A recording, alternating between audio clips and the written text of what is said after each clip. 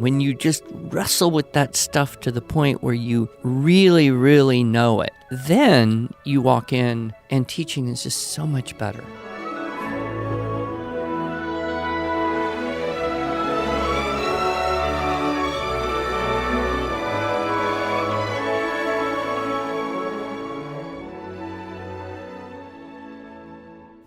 Hello, and welcome to the Arts of Language podcast with Andrew Pudewa, founder of the Institute for Excellence in Writing, or as many like to say, IEW. My name is Julie Walker, and I'm honored to serve Andrew and IEW as the Chief Marketing Officer. Our goal is to equip teachers and teaching parents with methods and materials which will aid them in training their students to become confident and competent communicators and thinkers.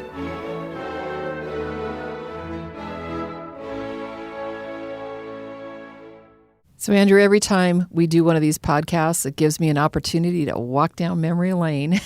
Maybe not every time, but this would be one of those. It will be, because we're talking about teacher accreditation, IEW accreditation. Right. So this is a little different, of course, than going to university and taking all the teacher training courses and becoming a certified instruction by the state, by some accrediting agency. But we have become an accrediting agency ourselves, the Institute for Excellence in Writing. We have accreditation as a part of what we offer here. Right. And of course, if you are remembering correctly, I was somewhat skeptical about whether this was a good idea, mainly because I wanted to kind of, I freely received, I freely give. We're all teachers, homeschooling parents, tutors. It's all about, getting better and helping kids. And why do we need to regulate that? Why can't we just trust everyone to be the best they can be? And as IEW grew, we came across some examples of people saying they were teaching IEW, but really not with the fidelity. And we trademarked the name. Yep. We got the registered trademark for structure and style. Mm-hmm. So along with that, we kind of had to move forward in making everything just a little more official. Yes. Tighten up. Yes. Yes. And in the process, hopefully help people. Yes. And of course, that is the theme of this podcast today, is to be helpful to people. And let me just clear up something to all of our listeners. Andrew is making it sound like this was my idea. This was not my idea, but he pitched it to me and I went with it. But the reason, Andrew, you pitched it to me was because of what you just said. We actually had a school call us demanding money back from a professional development that we did that we didn't actually do. Another teacher who claimed to know our structure and style writing method was training their school. And we just were alarmed by that, and we're very saddened by this school that had paid good money for someone to teach their teachers, and yet they didn't have the credentials, and we did not know this person. Wow. And so there was not a whole lot we could do for that school, but that was probably not the straw that broke the camel's back, but certainly the log. Yeah. This was very important, and it became more important, as you said, as we grew. And so we started this so that people who are looking for instructors to teach the structure and style writing method could come to our website and find instructors that we have validated, that we have certified somehow. And we'll talk a little bit about the different levels of its certification. But then we also wanted to provide a place for teachers who did go through the training, who are interested in preserving the fidelity, who do things like teach the units in order, who get beyond units 1 and 2, which is what is some of the problems we experienced early on, who ascribed to the easy +1 philosophy of teaching, who in some cases sent in their lesson plans, who've sent in student work samples, who have sent in basically recommendations from parents of students who are in their classes, and we can say, yes, this teacher actually teaches IEW the way we expect it to be taught by someone who knows our writing methodology. Well, and, to back up a little bit even, I see a strong parallel between what happened with the Suzuki method in America many decades ago. So in Japan, there was a school. It was like a college. And you, as a Japanese future Suzuki violin teacher, you would go to the school and stay there 3 or 4 years. And that was essentially in place of a university. And then you would be officially part of the Talent Education Network and Institute. And no one would say, oh, we're teaching Suzuki method without having walked that path in Japan. But in the U.S., there was nothing. Anyone could basically say, oh, yeah, I studied about Suzuki method, and I'm a Suzuki teacher.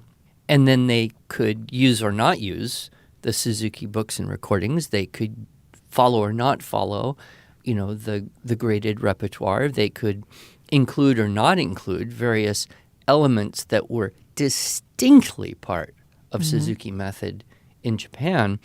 And so there was a period there where it was almost kind of Wild West. You didn't know. Anyone could put up their shingle, say Suzuki violin lesson.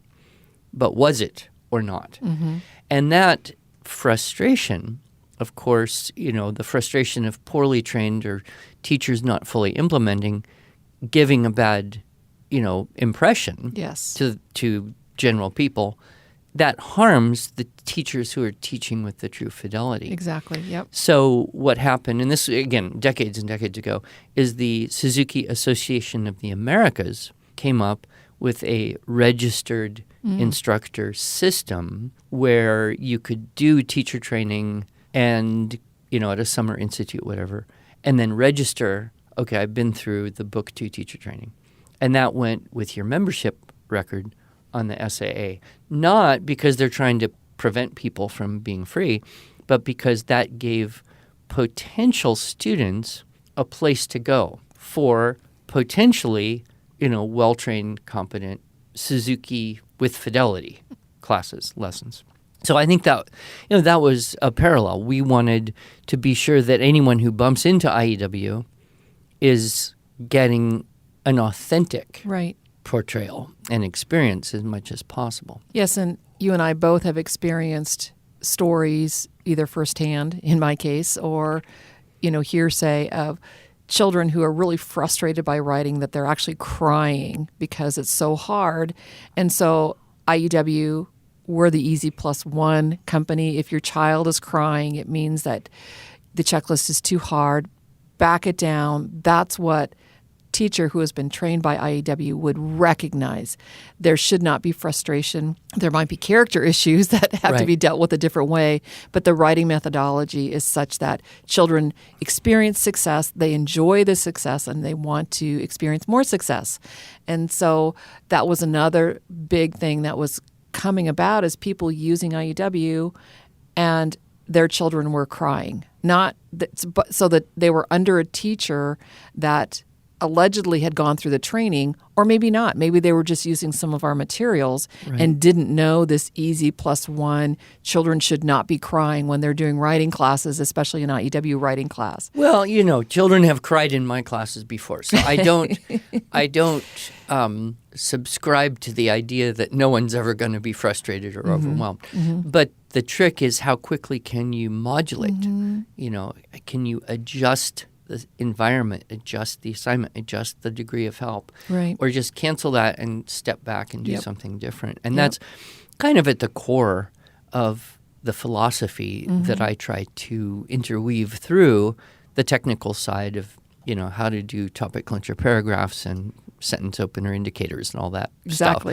But much like the Suzuki Association, we did come up with a plan for various levels of accreditation. And so that has been going on 12 years? Well, since coming into 13? The summer of 2008. 2008, yeah. So since the summer of 2008, that's when we first introduced first introduced it at a writing educator symposium. Yeah, and I don't know that we would have guessed how successful it would be, both in terms of the number of people wanting to do it, but even more so, the people who have shared the huge benefit in kind of jumping through the hoops and completing every last assignment from the TWSS, and that the experience they had was worth far more than the little logo they could put next to their name if they wanted to. Exactly. I'm thinking of the term inner circle, and I would like to propose that these accredited instructors who have gone through, as you say, the assignments, the exercises to become accredited instructors, these are our peeps. These are the ones that are closest to us because they're wanting to represent IEW. So we should invite all of them to dinner here in Tulsa someday. Okay, come on down. Let's set a date and they'll all be here. Unfortunately, there are no longer hundreds of instructors. We're approaching thousands of instructors. So it would have to be a pretty big ballroom to get them all here. Oh. But we would certainly love to invite any accredited instructor to stop on by. We'd love to meet you firsthand. But I want to, if you don't mind, I'd like to kind of segue a little bit into how to become an accredited instructor. What are the different levels? Just some of the nuts and bolts of that. Is that okay? Can we talk about that a minute? Absolutely. That's what people want to know now. Okay. So unlike the Suzuki method, where you have to go to a week-long summer institute, or in your case, 3 years of training in Japan, an accredited instructor for IEW basically goes through the teaching, writing, structure, and style video course that you teach, Andrew, do all the assignments, submit those assignments. There is a fee associated with that. And it's I don't want to say nominal because it is $50, and for some people that's nominal. For other people, it's a lot of money. But that fee then goes to pay for our accreditation team that carefully scrutinizes all of those writing and to make sure that you've got the dress-ups and sentence openers in there, that you are using the topic clincher rules, all the requirements of the checklist. They're going through the accreditation team and making sure, yep, they clearly have gone through the course and have understood it well enough to be able to submit these assignments, and these assignments pass muster. And that is the basic level that we call the registered level. They're just demonstrating that they've gone through the course. One of the other requirements in there is that they actually own the seminar workbook, which kind of makes sense. It's where the assignments come from, but it'd be hard to do all those assignments without having your own book. It would be hard. Some people have attempted to do so, and our accreditation team, you're welcome, would want me to mention you must own the seminar workbook, because to do anything without it, to try and become an accredited instructor, you're going to submit assignments that don't show a proficiency in this, and we would kick it back, and that becomes burdensome. How often do we have to send back an application for assignments not fully completed or completed? Andrew, I don't know the answer to that question. It's often enough that I'm bringing this up today. It's not a rubber stamp. Just because you did the assignments does not mean that you receive your badge of honor. I'm guessing it's probably as high as 1 in 10. Yeah, probably. So it's not a rubber stamp thing. You have to show that you fully understand. Yep. Reminds me of the first thing that I wrote for Webster. Yes. And I'm all young and cocky and think I'm good and I understand this thing perfectly and I'm going to get 100%. Of course you are. Because that's the kind of student I am. And so I'm working on this story, like every I and T and everything on the checklist and every last little thing marked, and I had it. I had it down. And I turned it in, and it got 99%. Oh, my I word. was so ticked off. And I'm like, what is this? I did everything you asked for. And he goes, Dr. Webster. Yeah, Webster. He goes, date on paper. Oh, dear. Well, it was on the checklist, right Yes. at the top, name and date on paper. And I didn't put the date, so I learned my lesson the hard way. But it is interesting when you just wrestle with that stuff to the point where you really, really know it. Then you walk in and teaching is just so much better. I would say easier, but it's not even just easier. It's just better. The more you know something, the better you feel and the better students learn and everything. So that's part of our strong motivation. Right. And I would guess, you can correct me if I'm wrong, if someone contacted us and said, I truly want to be, an accredited instructor, but, we live on $22,000 a year and we're in the ministry and I have 11 children and I can't imagine how I'd come up with $50. We would help them, right? We are so nice. If you can check all those boxes, we would probably waive that $50 registration fee. But, just like I said, that's not so that we're not getting rich on accreditation No, in program. fact, some cases it may be a loss because I know how long it takes to actually read those things. And we're talking 9 assignments, right? Well, units 1 and 2, we kind of combine that. But right. yes. Yeah. So eight actual written out, 1 to 5 paragraph assignments. That's going to take a while. Now, we have that as the registered. Right. And if people do that, pay the fee, we send it back. Congratulations. They get a little certificate, I assume. Right. But mainly they have now the option to be listed on our website. They do, yes. And the goal of having instructors on our website primarily is to let people in your geographical region, or because we're so virtual now, just, hey, this person is available to teach classes. So, Andrew, I'm an accredited instructor, but I'm not accepting enrollment. So you can find my link on our website. There's a picture of me. There's my little bio that basically says, hey, I'm not taking enrollment right now. I'm a little too busy to Well, that's be going to be teaching. disappointing to everyone. No, but there are other teachers. Maybe you should just do one little online class once a week just to... So we do offer online classes, Andrew, but and all of our instructors for our online program, of course, are not just at the registered level, and I want to talk about that also next. Yeah, please do. The next level up is called certified. Now, the registered level, to be a registered level instructor, once you've checked all the boxes, your certification lasts for 2 years. And after 2 years, you can either renew again at the registered level by demonstrating that you've done some professional development, and that's listed on our website, or you can actually bump it up and become a certified instructor. And a certified instructor, that's our next level up, they not only have completed all the assignments that a registered instructor would do, but they now have to demonstrate that they are teaching a group of students, and they need to submit to us some writing samples, some Student samples. Student samples, yes, Yeah. student samples at the beginning of the year and at the end of the year. Not all of them, but we want you to choose a few selected students, submit them to us so that we can see what we're seeing growth in your students. And you have talked before about how do you assess a teacher, and how does Dr. Webster assess you as a teacher? Well, essentially, in our grading system, if we have one, the way I have tried to promote grades is only 2. A, meaning accepted or accomplished, 100% on the checklist, or I, meaning incomplete. And if you follow that approach, all of the students who get an A will not write as well as all of the other students who get an A, because there's all that natural aptitude, and giftedness we talked about last week and all that.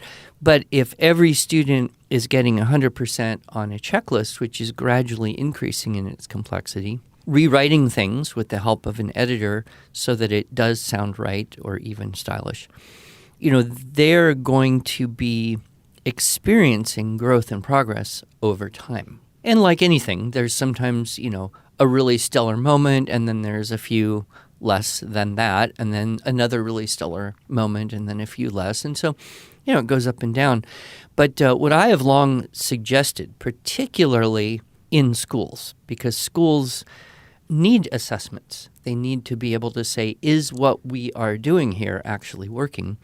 And the push toward a quantitative assessment, really drives everything from the College Board down through the, basically the public school institutions, it's very, very difficult to quantify writing. We've seen many efforts at doing this, none of which has been successful enough to be sustained over a long period of time. But what about a qualitative assessment? Is that valuable? I would argue yes, maybe even more so. But how do you do it? So one simple way, and we did this with the SSS, so it was quite enjoyable, is just give some kind of random blank page assignment first day of the year, first week of the school year. Tell me something about your home. Right, which is what prompts. we did. You have 15 minutes to write about your home. No other help, no other instruction, nothing. And then don't do anything like that for a long time. Get into Unit 1 and 2, learn about keyword outlines. Get into Unit 3, story sequence. Get into Unit 4, topic clincher, summarizing. And work yourself all the way through the 8 or 9 units that you will during that school year. And then the last week, give the students the exact same assignment. In fact, in my case, I even wrote down the wording so I would say it exactly the same way. And then pull out the old ones, which I never actually even looked at, and give the student the one they wrote 8 months previous and the one they just wrote, and just have them read the two. And I wouldn't say without exception, but almost without exception, every single kid I've done this is like, wow, this is amazing. I used such better vocabulary, or I actually wrote in paragraphs, or, in some extreme case, I wrote 3 sentences 8 months ago. I wrote 2 pages now, right. And you get that huge, huge difference. And then you can, take those things, put those in a little file. And if you need to prove the efficacy of your program, rather than trying to put everything into numbers that actually makes it more abstract and less useful, just keep the qualitative sample and say to prospective parents or accreditation regulators or board members or whoever you need to prove something to, here's the beginning of the year, here's the end of the year, and here's low aptitude, low experience, here's high aptitude, high experience. Everybody improves. Here's different grade levels. And, that's a little bit of work, but what a treasure trove of documentation of, yes, this system works. Andrew, that is such a great idea that we should apply that to our certified level accreditation program. And we actually do. Oh, so okay. Students at the beginning of the year, teachers just collect a few, not all of them, and at the end of the year. And more than anything, that's how we know that you're teaching with fidelity. Because if we're seeing improvement and we're seeing some stylistic techniques and we're seeing, paragraphs and topic clinchers, then we know that you're teaching with fidelity. And we will then validate your IEW accreditation at the certified level. Yeah, we should qualify for some of our listeners in other countries. I have been told that if you say certified in some of the Commonwealth countries like New Zealand, it means certifiably insane. Right. So a certified teacher belongs in... They're certifiable. I see what you're saying, yes. So we just have to be careful that we use this word in our particular way. But, certification, they're making certain. We're trying to make certain that, yes, indeed, this person's students are learning what they should be if they're using our system. So I should mention there's another requirement for certified. Well, a couple more requirements if I could throw these in there. We require a letter from the parents basically validating you as a teacher. All the parents? Well, no, just a few selected letters. Okay. A few recommendation letters. A few recommendations, yes. Yeah, okay. That also, we're hoping that can validate your capacity to be a teacher of IEW. So this is a higher level. There's more paperwork for us to review, and so the fee is a little bit more. So instead of $50 for the registered level, it's $100 for the certified level. Because, again, there's more paper that we're having to. That's not a little bit more. That's twice as much. That's double the amount. Yes, it is. But this is an elite group. These certified instructors, they've gone through a lot to demonstrate that they know what they're doing, Yeah. and we just are so grateful for them that we actually give them some extra perks. Yes, to be a certified we do. instructor. And then, Andrew, we have one more level of accreditation, technically two more levels, but the final level, the highest level, is the master teacher, and we only have one of those, and that's you. But the next level is the accomplished level. There's two distinctions for the accomplished level. One, they are working for us or contributing directly to our cause here in some way, whether they're writing curriculum for us, whether they're overseeing our online classes. A lot of our online teachers are at the accomplished level. Mm-hmm. An accomplished level instructor is one that has gone through all the requirements, are registered, all the requirements, is certified, and has been invited by you personally to be a part of the accomplished level accreditation team. Yeah. So there's just a handful of those. So we have lots of registered, a fewer number of certified levels, and a handful of accomplished level instructors. And I do fall into the accomplished level. And a lot of times our accomplished level instructors are too busy doing other things for you in IEW that we just don't have time to teach I really anymore. think you should teach a class in your spare time. I think I will see if I can find spare time. Well, and do you that. will have plenty of spare time once that little granddaughter hits reading and writing age. Tis true. Then I will teach an online class so that she can be a part of it. This is a really good idea. I like this idea. So keep your certification up. Yes. You don't want to let it slack. So we are hoping that this year, 2021, will be a year that we're really able to, as I mentioned, our inner circle of accreditation will become even more, not, I don't want to say more important to us, but we want them to know how important you are to us. And families that are looking for extra help, whether it's grading assignments, whether it's one-on-one tutoring, whether it's an actual class, whether it be virtual or live classes, because some places they still allow live classes to be taught, do check out our accreditation pages, and we'll definitely put that link in the show notes. And if you are one of those instructors who has gone through the teaching, writing, structure, and style, perhaps as recently as our Great Adventure, we do a Great Adventure every summer where people can go through the teaching, writing, structure, and style video course together. And last year we had, Andrew, you and I had some conversations about that, the different units. This year we're going to do something a little bit different. I'm not going to share much other than to watch for the Teaching, Writing, Structure, and Style Great Adventure 2021. We're going to make it especially applicable and helpful to you if you are interested in becoming an accredited instructor through IEW. So that's it. Well, now the suspense is going to kill me. Well, you'll just have to wait and see. When does it start, the Great Adventure? In June. In June. Yeah.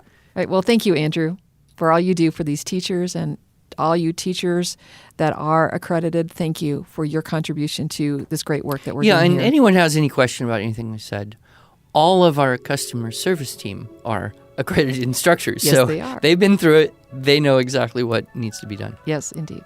Thank you.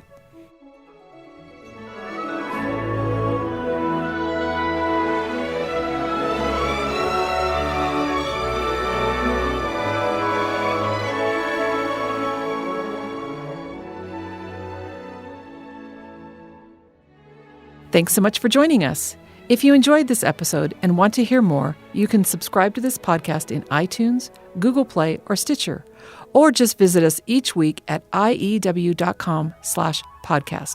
Until then, on behalf of Andrew Pudawa and the team at IEW, I thank you for allowing us to partner with you on your journey toward better listening, speaking, reading, writing, and thinking.